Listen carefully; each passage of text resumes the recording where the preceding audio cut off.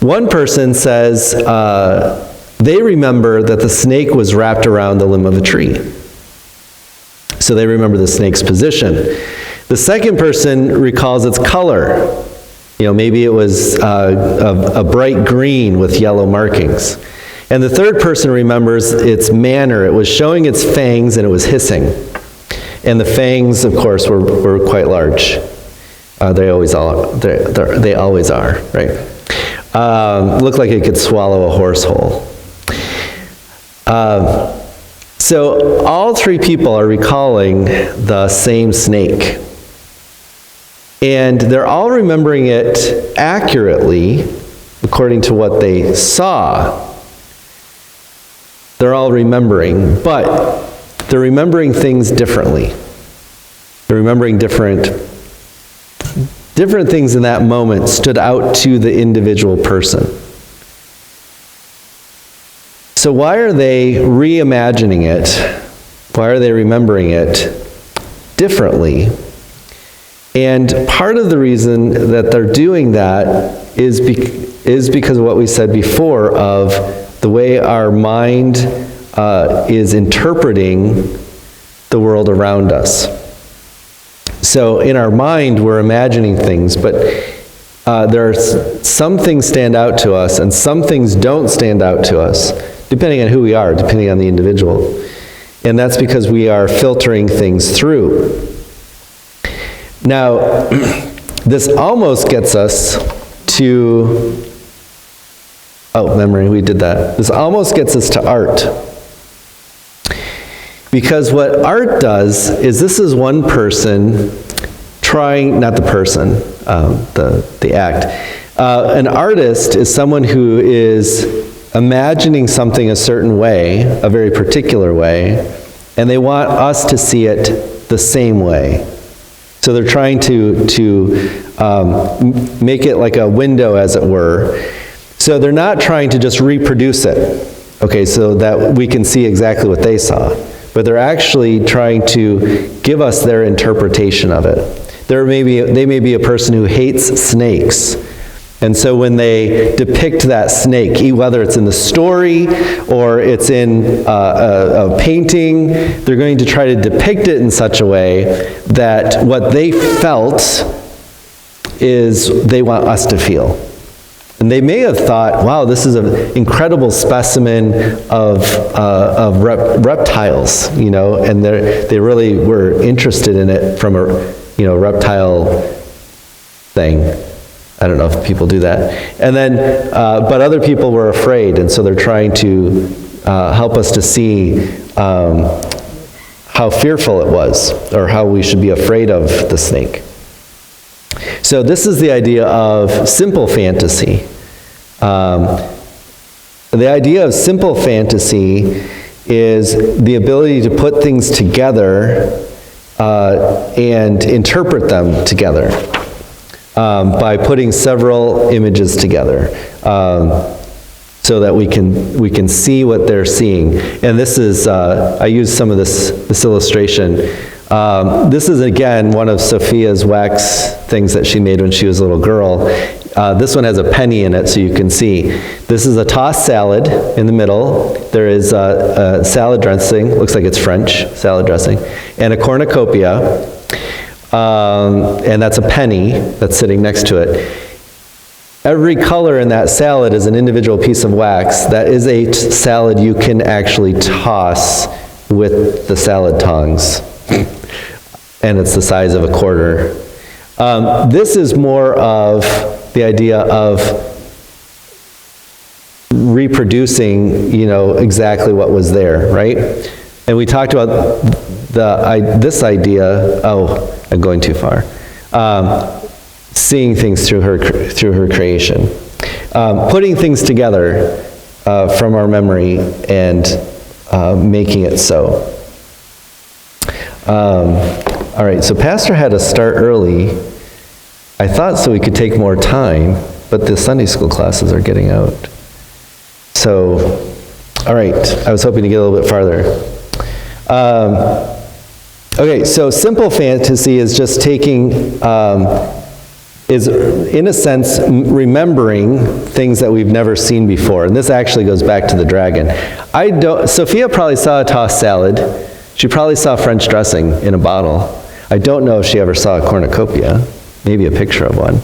But this does go back to this idea of the dragon. Whoops, there it is.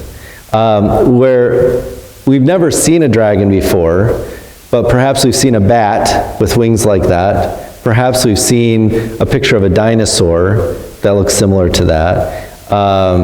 Perhaps we've seen, a crocodile or an alligator that has a head like that. We've seen talons, perhaps, like an eagle would have. There's things that we have seen that we can put together in our memory, and this is the idea of simple fantasy. And these simple fantasies too, it's not that a dragon is false because they're not real. It depends on what you do with the dragon as to whether or not it's real or it's true. So that is the simple fantasy. Yeah, simple fantasy. On that. So we are capable of imagining realities that we have never actually encountered. And I think this is very important because this is really the basis for the book of Proverbs. I haven't started teaching on the book of Proverbs yet. But one of the things that's happening in the book of Proverbs is the wise man is telling the young man, there are dangers out in the world. Now, he doesn't list them. Here are 101 dangers to avoid. He said there are dangers in the world like this, like that. He uses metaphor, he uses analogies. Therefore, this is how you should confront them. And remember, it's not living your life and then learning from your mistakes. The book of Proverbs is learn what's right and then live accordingly. Don't learn from your mistakes. Don't make mistakes. That's the book of Proverbs. Avoid the mistakes. How can you do that unless you can imagine the dangers ahead of time that you're facing and how you will respond to those dangers when you face them? So this is really, I think, the basis of the book of Proverbs. So we're all capable of imagining realities that we've never actually encountered. And so that's part of our imagination that we have to talk a little bit more about. Okay, so I guess next week, Lord willing, we'll talk about speculative imagination, which gets us to the next step and brings us back to this question of art again, and things that aren't like dragons, aren't real. So I won't read to you today. I was going to read to you from Prince Caspian. There's the Chronicles of Narnia series, the children's books that C.S. Lewis wrote. And in one of them, he actually deals with this whole topic and in the children's story. And it's rather fascinating. So even though it was people who never existed, creatures who never existed, in a world that never existed, they were having a conversation about what is true and what is good and what is real. And that faith precedes our understanding. In fact, sometimes we believe, but yet we cannot comprehend because the world is too wonderful for us. And he actually brings that out in the middle of the children's story. So maybe next time I'll read to you. We'll have reading time. We'll get a fireplace or something. I can bring some slippers, and we can make some hot cocoa. Just kidding. All right. Any questions or comments? Kind of moved quickly. I don't want to go too fast, but I want to try to finish up the series.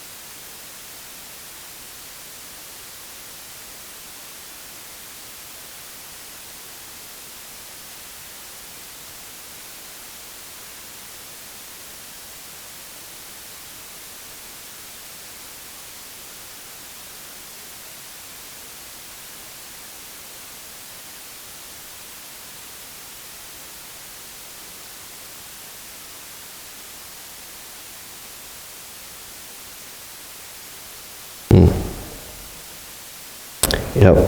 Yeah, reading, the fact that we can read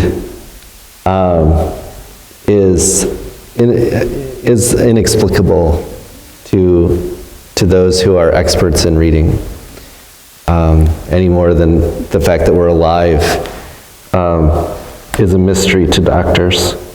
When my father was passing away, the doctor I spoke with, it was a Catholic hospital. Not that my dad's Catholic, it's just a Catholic hospital. But he said, well, we don't know. He said, well, aren't you a minister? I said, kind of. He goes, then you understand. We don't know exactly when someone dies.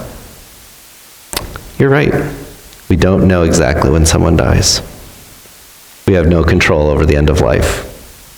That's a mystery. So, all right. Well, there's nothing else. We can close in prayer. Mike, would you like to close us in prayer this morning?